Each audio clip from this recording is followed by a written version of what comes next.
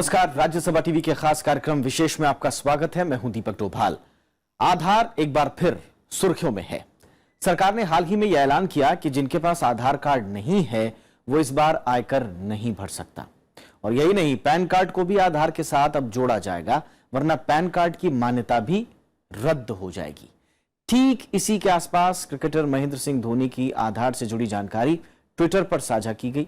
मामले ने तूल पकड़ा तो सूचना प्रौद्योगिकी मंत्री रविशंकर प्रसाद ने इस पर कार्रवाई का आश्वासन दिया। इसके साथ ही निजता के अधिकार पर भी बहस तेज हो गई।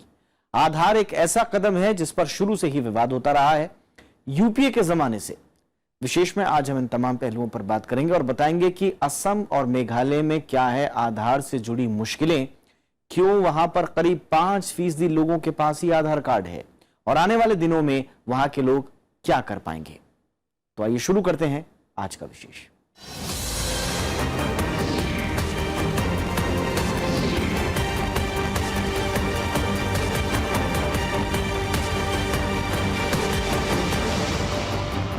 जी हां, तो देश में आधार को लेकर एक बार फिर बहस गर्म है। हाल ही में सरकार ने इनकम टैक्स रिटर्न दाखिल करने के लिए आधार कार्ड को अनिवार्य बनाने का फैसला किया, तो इसके पक्ष और विपक्ष में दलीलें शुरू हो गई। इस पर विस्तार से आगे चर्चा करेंगे, लेकिन सबसे पहले जानते हैं सरकार का ताजा फैसला और उसकी पृष्ठभूमि।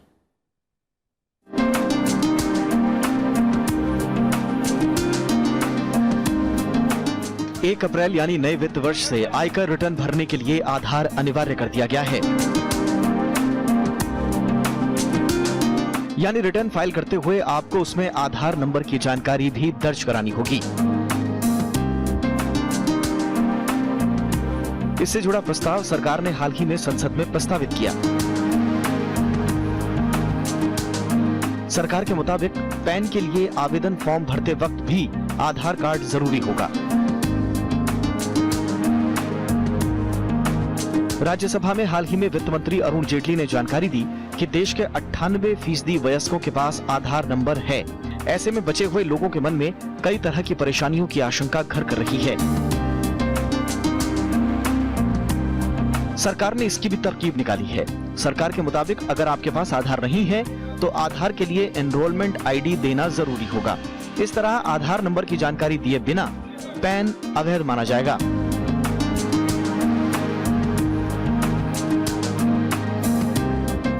नहीं, जो आधार प्रोजेक्ट है उसकी परिकल्पना ही यही है कि देश की सभी योजनाओं के साथ इसको जोड़ा जाए और इससे क्या होता है, डुप्लीकेसी नहीं होती है। जैसे अगर ड्राइविंग लाइसेंस की बात देखें तो ऐसा माना जाता है कि 30% से ज़्यादा ड्राइविंग लाइसेंस फर्जी हैं। तो अगर आधार से अगर जुड़ जाएंगे तो जो फर्जी लोग हैं उनको ड्राइविंग लाइसेंस नहीं मिल पाएंगे। पर ऐसा मानना अधूरापन है कि आधार से सारी समस्याओं का समाधान हो जाएगा। एम्प्लॉय प्रोविडेंट फंड के जरिए मिलने वाली पेंशन के लिए भी अब आधार कार्ड अनिवार्य हो गया है। सभी पेंशनर्स से आधार नंबर जमा कराने के लिए कहा गया है। हाल ही में मीडिया में आई खबरों के मुताबिक नए ड्राइविंग लाइसेंस के लिए भी आधार को अनिवार्य बनाने की तैयारी चल रही है।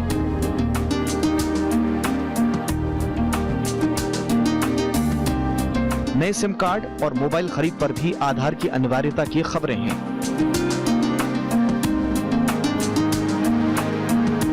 आधार योजना यूपीए शासन के जमाने से ही विवादों में रही है।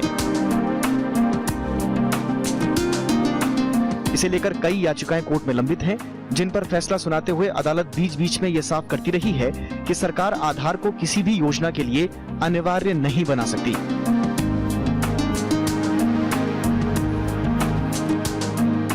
हालांकि हाल ही में सुप्रीम कोर्ट ने साफ किया कि गैर लाभकारी कामों, मसलन बैंक खाता खोलने या आयकर रिटर्न दाखिल करने के सिलसिले में सरकार आधार कार्ड मांग सकती है और उसे ऐसा करने से नहीं रोका जा सकता।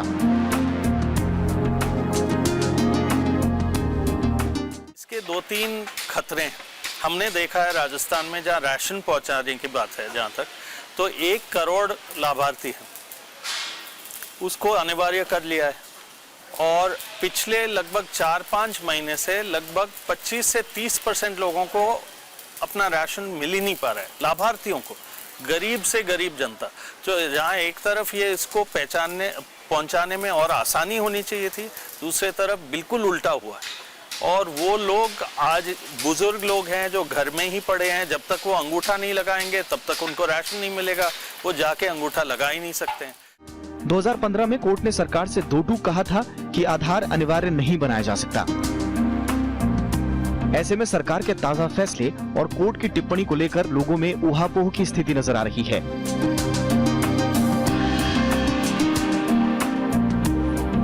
क्योंकि कोर्ट की बार बार हिदायतों के बावजूद सरकार इससे पहले गैस कनेक्शन की सब्सिडी लेने के लिए, मिड डे मील के लिए और पॉलिटेक्निक की परीक्षा समेत कई केंद्रीय योजनाओं के लिए आधार कार्ड को पहले ही जरूरी कर चुकी है।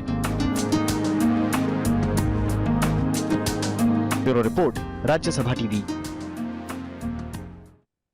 आधार कार्ड पर जारी बहस के बीच ये जानना भी जरूरी है कि आखिर किन किन योजनाओं के लिए सरकार ने आधार को अनिवार्य किया है, और ये भी कि सरकार की इस योजना पर अदालतों ने कब कब क्या क्या कहा। 2010 में विशिष्ट पहचान प्राधिकरण यानी UIDAI के गठन के साथ ही इस पर विवाद भी शुरू हो गया था। मामला अदालत पहुंचा तो कोर्ट ने कई अंतरिम फैसले सुनाए। आधार कार्ड की संवैधानिकता को याचिका के जरिए चुनौती भी दी गई। हालांकि इस पूरे मसले को 7 सदस्यीय संविधान पीठ को सुलझाना है, लेकिन उसका गठन फिलहाल नहीं हुआ है। हालांकि अदालत ने यह बार बार कहा कि सरकार आधार को अनिवार्य नहीं बना सकती और ये एक स्वैच्छिक योजना है। इसके बावजूद सरकार कई केंद्रीय कार्यक्रमों में आधार की अनिवार्यता लागू कर चुकी है। मेरी जानकारी में बायोमेट्रिक सिंगल आइडेंटिटी और किसी देश में नहीं है।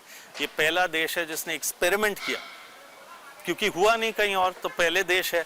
और अब कहने लगे नहीं, अब हमें समझ में आ रहा है बुजुर्ग लोगों के नहीं होता है पूरी तरह, छोटे बच्चों का नहीं होता है पूरी तरह, जो मजदूर काम करते हैं एक निशाना लग गया तो नहीं चलेगा पूरी तरह।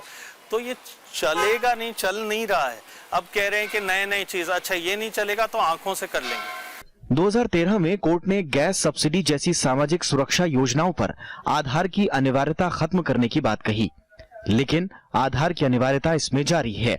इसके अलावा मिड डे मील, प्रधानमंत्री फसल बीमा योजना, प्रधानमंत्री उज्ज्वला योजना, मृदा स्वास्थ्य प्रबंधन, मृदा स्वास्थ्य कार्ड योजना, जननी सुरक्षा योजना, एकीकृत बाल विकास योजना के तहत चलने वाला प्रशिक्षण कार्यक्रम, दीनदयाल उपाध्याय अंत्योदय योजना, मातृत्व लाभ कार्यक्रम से लेकर आरक्षित वर्ग के बच्चों को मिलने वाली छात्रवृत्ति जैसी योजनाओं में आधार अनिवार्य है। इसके अलावा भोपाल गैस कांड के पीड़ितों को मुआवजा लेने के लिए आधार की जानकारी साझा करनी होगी। हाल ही में सरकार ने आयकर रिटर्न, पैन कार्ड, नए सिम और ड्राइविंग लाइसेंस के लिए आधार अनिवार्य बनाने की कवायद की है।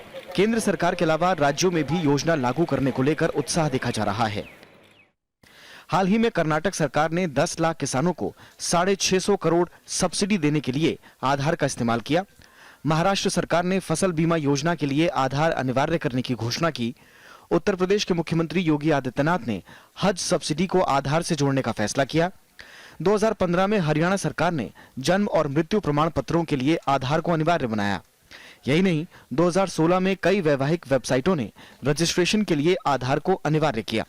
वैसे हमारे हिसाब से इसकी अनिवार्यता की जरूरत थी नहीं। इससे उन्होंने कहा 3 चीजें होंगी कि भ्रष्टाचार रुकेगा, लोगों को जोड़ा जाएगा, बाहर वो वंचित नहीं रहेंगे, और तीसरा इससे एफिशिएंसी बढ़ेगी। तीनों चीज़ों में बिल्कुल विफल रहा है जो हमने देखा है। राजस्थान एक राज्य है जहां इसको पहले बढ़ाया है। इतना टाइम लग जाता है हर राशन कार्ड धारी को यदि अपना अंगूठा लगाना है, इंटरनेट से कनेक्ट करना है।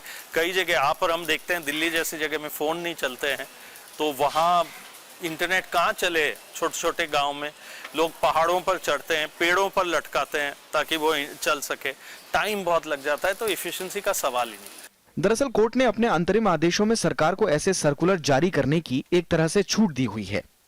2013, 14, 15 और 16 के दौरान हुई सुनवाई में कोर्ट ने सरकार से कहा कि आधार की अनिवार्यता वाले सर्कुलरों के बावजूद सरकार बिना आधार नंबर वाले लाभार्थियों को कोई असुविधा न होने दे और उन्हें योजना से वंचित न करे। कोर्ट ने आधार के मामलों में केंद्र और राज्य सरकारों को पार्टी बनने को कहा। साथ ही कोर्ट ने सरकारों से मीडिया के माध्यम से ये प्रचारित करने को भी कहा कि आधार अनिवार्य नहीं है। Bureau report, Rajya Sabha TV.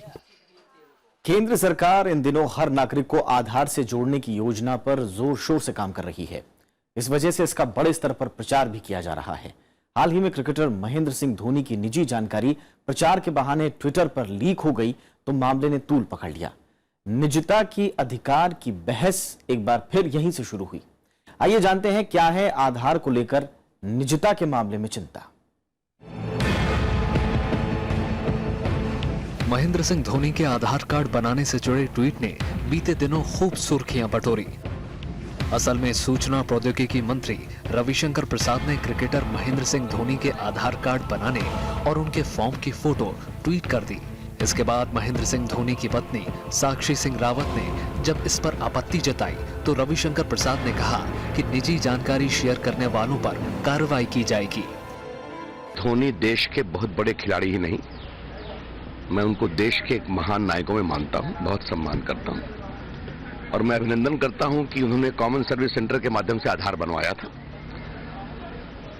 जो मैंने मालूम किया है कि आधार बनाने वाला उनके साथ आधार की फोटो खिंचवाकर बहुत उत्साहित हो गया और जहां तक मैंने जानकारी प्राप्त, कोई पर्सनल डिटेल को बाहर नहीं किया गया है। लेकिन फिर भी मैंने उनकी पत्नी को आश्वस्त किया है कि इस बात का पूरा ध्यान रखा जाएगा।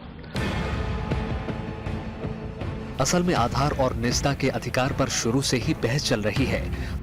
2015 में सुप्रीम कोर्ट में अटॉर्नी जनरल मुकुल रोहतगी ने कहा कि भारतीय संविधान में निजता के आधार का कोई जिक्र नहीं है, इसलिए आधार के मामले में निजता के अधिकार का हवाला नहीं दिया जा सकता। सरकार ने जब कई योजनाओं के साथ आधार कार्ड को जोड़ा तो उसके खिलाफ कई लोग सुप्रीम कोर्ट पहुंचे। सुप्रीम कोर्ट ने इस मामले में साफ कहा कि आधार कार्ड को अनिवार्य नहीं बनाया जा सकता। हालांकि ताजा फैसले में सुप्रीम कोर्ट ने कहा कि इसे कल्याणकारी योजनाओं के लिए अनिवार्य नहीं बनाया जा सकता है, यानी बाकी योजनाओं के लिए सरकार को हरी झंडी मिल गई।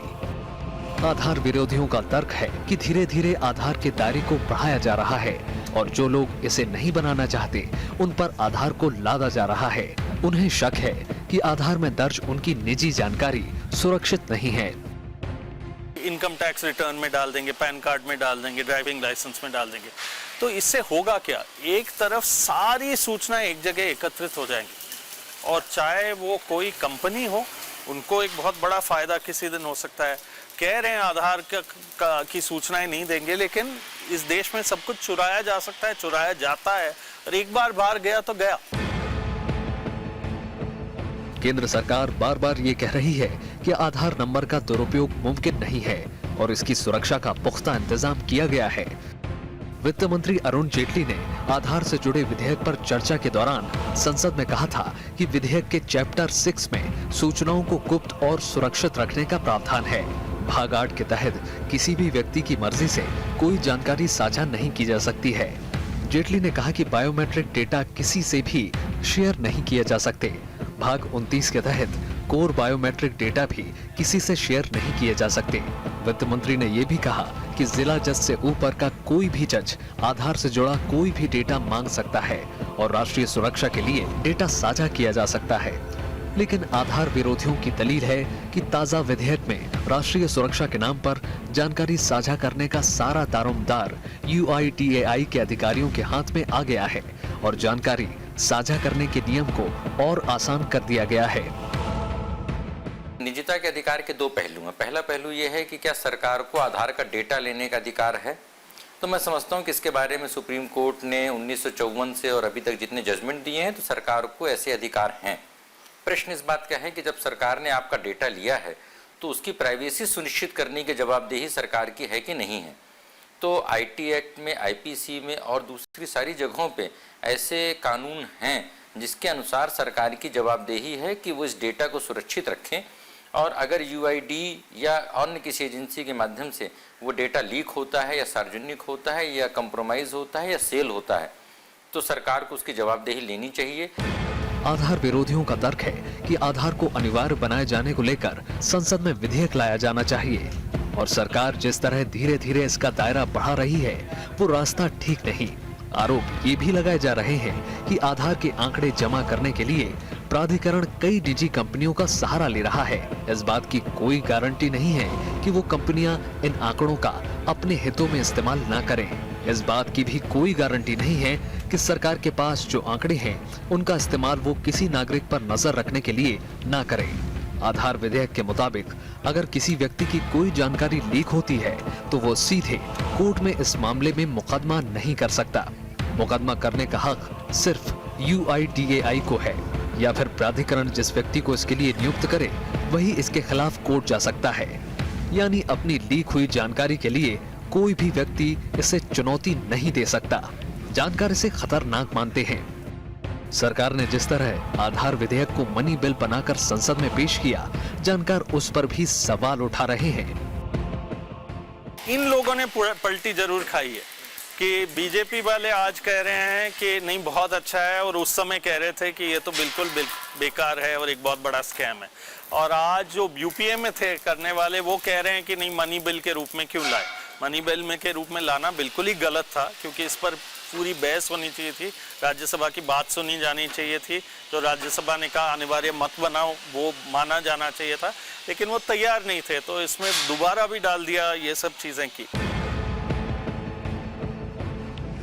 असल में कई जानकार इस खतरे को बड़े स्तर पर देख रहे हैं। अमेरिका में एडवर्ड स्नोडन ने जब नागरिकों पर नजर रखने के मामले में राष्ट्रीय सुरक्षा एजेंसी यानी एनएसए की हरकतों का पर्दाफाश किया, तो उसी दौरान ये बात भी सामने आई कि एनएसए दुनिया के जिन देशों पर ज्यादा नजर रखता है उसमें 5वें नंबर पर भारत है। चिंता ये है कि बायोमेट्रिक सूचनाओं तक एनएसए जैसी संस्थाओं की पहुंच ज्यादा आसान हो जाएगी, और इस तरह नागरिकों से जुड़ी सूचनाएं दुनिया के किसी भी कोने में बैठा कोई भी हैकर चुरा सकता है। Bureau report, Rajya Sabha TV. Aadhaar card 12 अंकों का विशिष्ट पहचान पत्र है। इसमें किसी भी व्यक्ति का नाम, पता, उम्र वगैरह, उसके साथ साथ अंगूठे का निशान और आंखों की पुतली की जानकारी दर्ज होती है। देश में आधार कार्ड बनने की शुरुआत तो हालांकि 2010 में हुई, लेकिन इस पर मंथन काफी पहले से ही शुरू हो चुका था। एक अनुमान के मुताबिक भारत में सरकार कल्याण के कार्यक्रमों पर हर साल $60 अरब खर्च करती है, लेकिन फिर भी देश में गरीबी, असमानता और भुखमरी के हालात हैं। सरकारी योजनाओं का जनता तक नहीं पहुंचना इसकी सबसे बड़ी वजह है। सरकार का दावा है कि इन्हीं योजनाओं और जनता के बीच की खाई को पाटने के लिए आधार योजना की शुरुआत हुई। यूपीए की पहली सरकार में विशिष्ट पहचान परियोजना पर सबसे पहले योजना आयोग में विचार हुआ। पहली बार मार्च 2006 में संचार और सूचना प्रौद्योगिकी मंत्रालय ने गरीबी रेखा के नीचे बसे परिवारों के लिए विशिष्ट पहचान परियोजना को मंजूरी दी। UIDAI पर जानी मानी IT कंपनी विप्रो ने इसका पायलट प्रोजेक्ट तैयार किया। ये बहुत एक अजीबोगरीब स्थिति है, क्योंकि जब आधार की शुरुआत हुई ये कहा गया कि ये एक ऐसा माध्यम है जिससे जो सरकार बेनिफिट दे रहा है किसी को, तो उस बेनिफिट को पहुंचाने में सहयोग मिलेगा। और ये भी कहा गया था कि बाकी सारे जो पहचान के पत्र हैं वो ख़त्म करके एक ही पहचान पत्र रखेंगे, लेकिन ये संभव ही नहीं है। लेकिन इसी दौरान सरकार राष्ट्रीय जनसंख्या रजिस्टर और बहुउद्देशीय राष्ट्रीय पहचान कार्ड बनाने पर भी काम कर रही थी। लिहाजा सरकार ने दिसंबर 2006 में एक अधिकार प्राप्त मंत्रियों का समूह बनाया, जिसे राष्ट्रीय जनसंख्या रजिस्टर और विशिष्ट पहचान संख्या परियोजना की तुलना करने का काम सौंपा गया था। 28 जनवरी 2008 को अधिकार प्राप्त मंत्रियों के समूह ने NPR और UIDAI के मिलान की रणनीति पर चर्चा की और आखिरकार योजना आयोग के अधीन UIDAI को स्थापित करने के प्रस्ताव को मंजूर किया गया। इसके बाद 4 नवंबर 2008 को मंत्रियों के समूह ने सचिवों की सिफारिशों के आधार पर UIDAI के गठन को अंतिम मंजूरी दी। इसके लिए 28 जनवरी 2009 को योजना आयोग के संरक्षण में 115 अधिकारियों की कोर टीम के साथ एक अलग कार्यालय को अधिसूचित किया गया। 2 जुलाई 2009 को केंद्रीय मंत्रिपरिषद की अनुशंसा के बाद भारत सरकार ने नंदन M नीलेकणी को कैबिनेट मंत्री के दर्जे के साथ UIDAI के अध्यक्ष के रूप में 5 सालों के लिए नियुक्त किया। नीलेकणी ने 23 जुलाई 2009 को इसके अध्यक्ष पद का कार्यभार संभाला। इसके बाद से UIDAI का रसूख लगातार बढ़ता गया। सूचना के अधिकार के लोग हैं हम, तो हमारा काम था कि सरकार के हर कदम पर निगरानी रखे ताकि वो ठीक से काम हो। ये ठीक उल्टा है कि सरकार जनता के हर कदम पर निगरानी रखेगा। तो यदि ऐसा कदम होगा कि सरकार देखे हम क्या कर रहे हैं, क्या जरूरत है कि सरकार देखे कि मैं गाड़ी कहाँ चला रहा हूँ, नहीं चला रहा हूँ? क्या जरूरत है सरकार देखे कि मैं किस समय रेलवे टिकट खरीद रहा हूँ, किस जगह पहुँच रहा हूँ? इक्के दुक्के लोगों के ऊपर निगरानी रखना है तो उसका एक बिल्कुल अलग तरीका है। UIDAI ने कई स्तरों पर आंकड़े इकट्ठे किए। लोगों की हाथों की उंगलियों के निशान और आंख की पुतली जैसे बायोमेट्रिक पहचान संबंधी जानकारियां इकट्ठा की गई। इसके लिए देश भर में बड़ा अभियान चलाया गया। UIDAI ने 29 सितंबर 2010 को पहला आधार नंबर जारी किया। UIDAI ने हर महीने औसतन करीब 1 करोड़ की दर से दिसंबर 2012 तक 25 करोड़ आधार कार्ड जारी किए। साल 2013 के दौरान UIDAI ने हर महीने करीब 2.5 करोड़ की औसत से कुल 29 करोड़ 10 लाख आधार कार्ड जारी किए। अब तक 1 अरब 12 करोड़ से ज्यादा लोगों को आधार नंबर जारी किया जा चुका है। आधार अधिनियम 2016 के तहत अब UIDAI को सांविधिक संस्था का दर्जा मिल चुका है। 12 जुलाई 2016 से अब ये संस्था वैधानिक हो चुकी है और सरकार का लक्ष्य है कि अब देश के हर नागरिक को इससे जोड़ा जाए। हालांकि आज भी अलग अलग कारणों से कई लोग आधार योजना पर सवाल उठा रहे हैं। Bureau report, Rajya Sabha TV. सरकार का दावा है कि देश में 98% लोगों को आधार नंबर जारी हो चुके हैं। सरकार ने आयकर भरने के लिए भी आधार को अनिवार्य कर दिया है, जैसा हमने देखा। लेकिन देश के 2 राज्य ऐसे हैं जहां मुट्ठी भर लोगों के पास ही आधार कार्ड हैं। मुश्किल ये है कि वो चाहकर भी आधार कार्ड नहीं बना सकते। कौन से हैं वो राज्य और क्या है वहां की मुश्किलें, आइए देखते हैं इस रिपोर्ट के जरिए।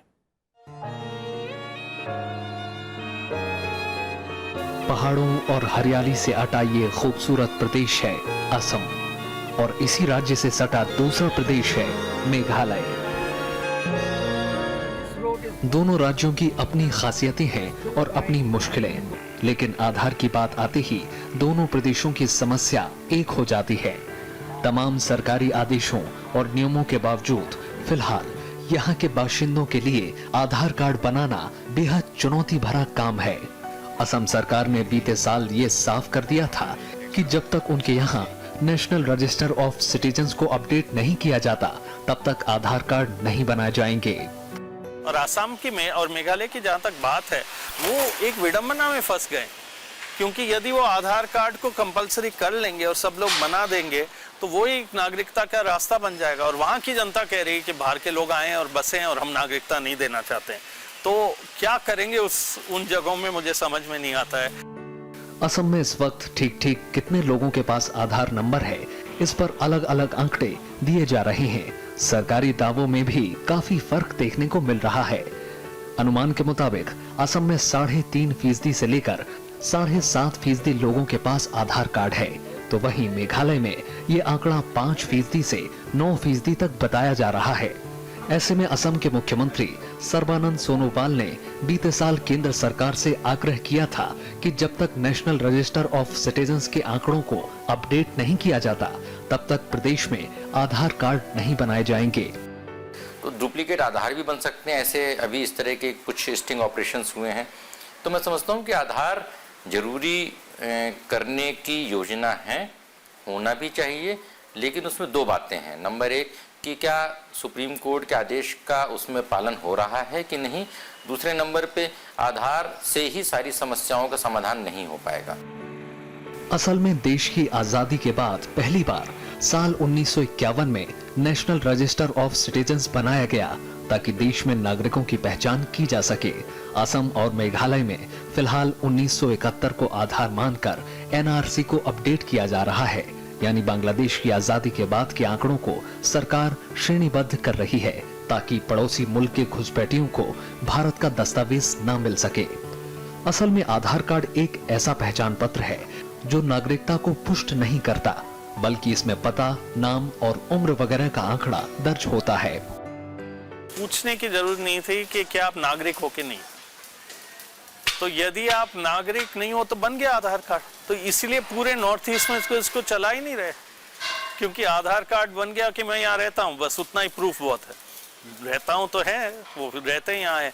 अब वो नागरिक हैं या नहीं है, तो ये जहाँ हम कह रहे हैं कि राष्ट्रीय सुरक्षा और ये सब चीज़ों के लिए ये बहुत अच्छा है। राष्ट्रीय सुरक्षा नहीं, कोई भी आधार कार्ड बना सकता है। आधार कार्ड केवल ये बताता है इसके वो अंगूठे निशानी, ये नहीं बताता है कहाँ का रहने वाला है। सुप्रीम कोर्ट ने NRC अपडेट करने के लिए पहले 1 मार्च 2016 तक की समय सीमा दी थी, लेकिन उस समय सीमा के भीतर सरकार ये काम करने में नाकाम रही।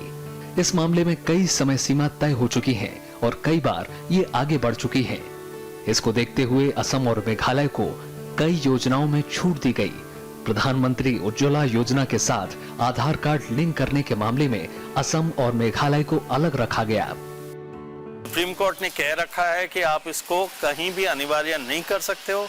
उस सुप्रीम कोर्ट के 5 आदेशों का कोई परवाह नहीं हो रहा है और आगे बढ़े जा रही है सरकार। और सुप्रीम कोर्ट इसलिए केस नहीं दर्ज कर पा रही है क्योंकि कह रही है कि 5 जजों की पीठ तैयार करनी पड़ेगी, तभी इस मामले को सुना जा सकता है और वो हो नहीं पा रहा है। हालांकि आधार से जुड़ी कई ऐसी योजनाएं हैं जिनका लाभ उठाने में इन दोनों प्रदेशों के लोगों को खासी मशक्कत उठानी पड़ रही है। आयकर भरने के लिए आधार को अनिवार्य किए जाने के सरकार के ताजा फैसले के बाद दोनों प्रदेशों की जनता भारी आहापोह में है। वे आधार कार्ड बनाने की कोशिश तो कर रहे हैं, लेकिन उसे हासिल करने में उन्हें सफलता नहीं मिल पा रही। आधार और एनआरसी के बीच की रस्साकशी ने वहां के लोगों की जिंदगी को मुश्किल में डाल रखा है। Bureau report, Rajya Sabha TV.